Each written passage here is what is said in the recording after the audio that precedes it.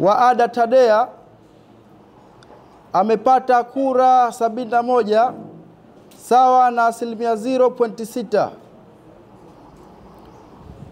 Mwalimu Baruk Mwalimu wa ADC amepata kura 60 sawa na 0.5. Watatu Mahfuz Abdallah Muhammad wa chama cha CCM amepata kura 8484 sawa na 72.6.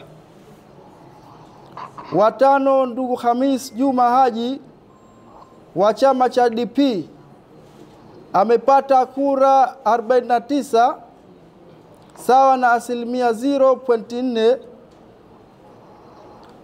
Wa sita ndugu Ilyasa Makame Amer wa chama cha NRA amepata kura 44 sawa na 0.4.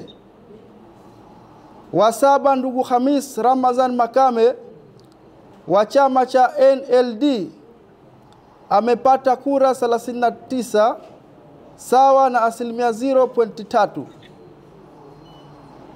Wa nane ndugu Ali Sarai Ali wa chama cha TLP amepata kura 76 sawa na 0.7. Wa tisa ndugu Saidi Haji Ali wa chama cha UMD amepata kura 76 sawa na 0.7. Jumla ya kura halali katika jimbo zima la Magomeni ilikuwa ni 11,691, lakini jumla ya kura zilizoharibika ni 170. Jumla ya idadi ya wapiga kura walioandikishwa katika daftari la wapiga kura kwa upande wa jimbo la Magomeni ilikuwa ni 14,407.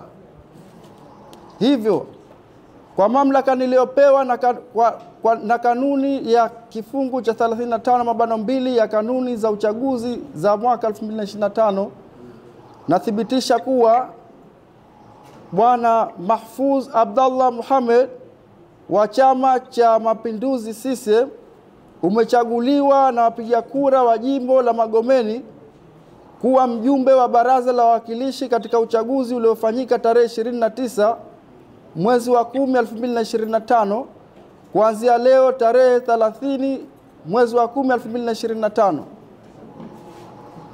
Naomba kumkabidhi cheti chake mheshimiwa.